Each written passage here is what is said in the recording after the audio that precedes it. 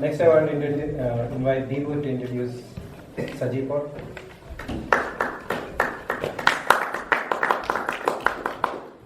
Thank you, Toastmaster and fellow members of the community.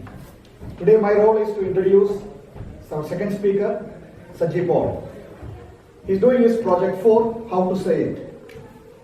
A clear purpose and an effective organizations of the speech are the foundations, that's foundations. However, the choice of words and how you place it together, I think make it more successful.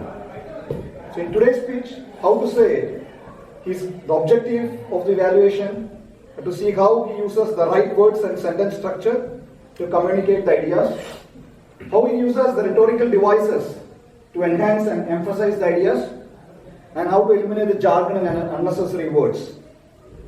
When you read a book, you have an opportunity to read back again and again if you don't understand some of the sections.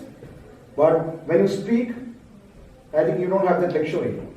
So in this project, typically we focus how to write for the ear.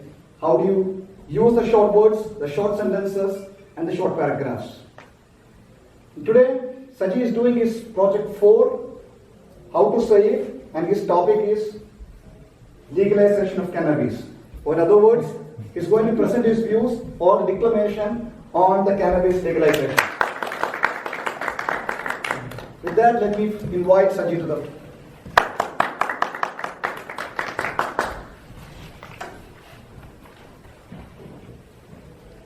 Dear all, hope you're all doing well. Let me ask you, what comes to your mind when you hear about the words marijuana, cannabis, or beef?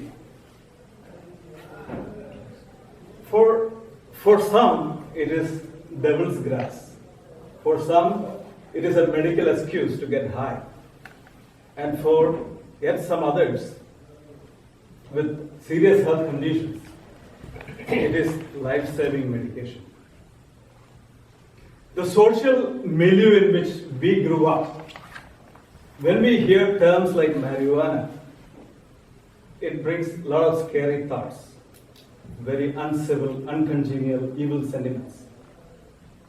Well, we all know that ingesting marijuana or cannabis products, this can get you a euphoric high. Not to mention that long-term use can result in hallucinations and delusions. So, I did a little bit of research on the internet on this topic. I have learned a lot of things. The talk today is a declamation of the facts that I have learned. But again, it is purely my views that from what I have learned, it's my views that I'm presenting today.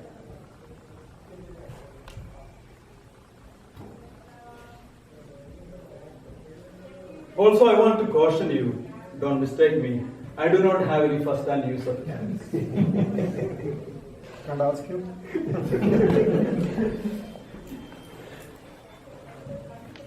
Let's look into a little bit of the history of cannabis. Cannabis use didn't start with 1950s jazz culture or the 1960s hippie fashion culture. Cannabis was in use for more than 5,000 years, as it is evinced by the evidence that we get from pots exhumed from tombs in Western China. Whether they used it for spiritual, medical, or recreational purpose, we do not know what it is. However, the history goes that long back.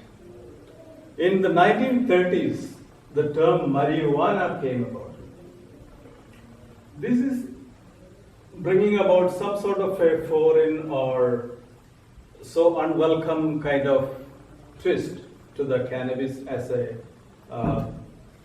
material that was used for medical purposes. So I would say, in my opinion, this was something coined by the cannabis prohibitionists. Again, now let me give you a little bit of cannabis 101. What is so conflicting and fearful relationship with this plant? It's just an ancient plant. Or you have brought for those who are not familiar with cannabis, this is what it is. So it is just a plant that that grows from 3 feet to 8 feet, found in almost all the continents of the world. Well, the most important constituents of cannabis are CBD, cannabidiol, and tetrahydrocannabinol, which is THC. You must have heard of these both the terms. So the CBD is the life-saving or medicinal aspect of cannabis. That in itself is not harmful. It has got a lot of medical benefits. CBD works with your brain cell receptors to give that neurotherapeutic, non-psychotic, non-intoxicating effects.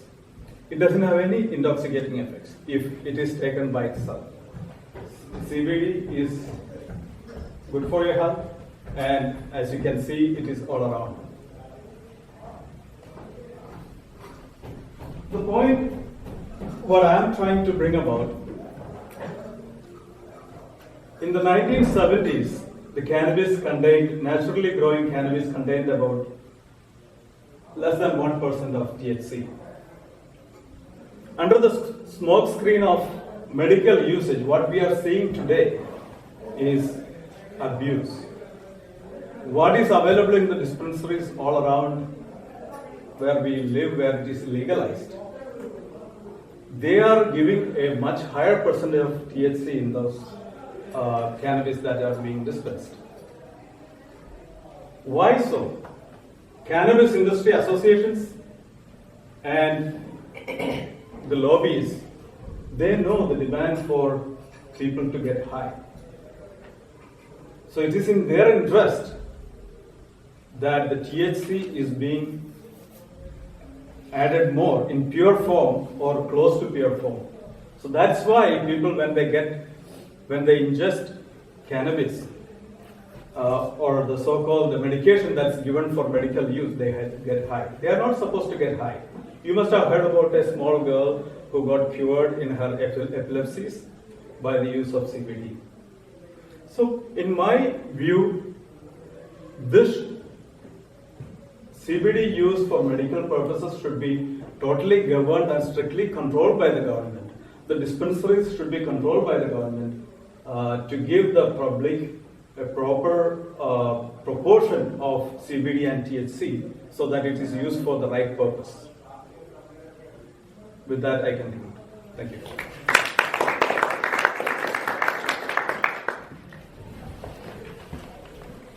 Thank you, Saji. I think I can take a lot of offline with Saji on that matter because I work for a company which provides software for the de-addiction centers. So I have a lot of negative opinions about that, and maybe I can take that offline.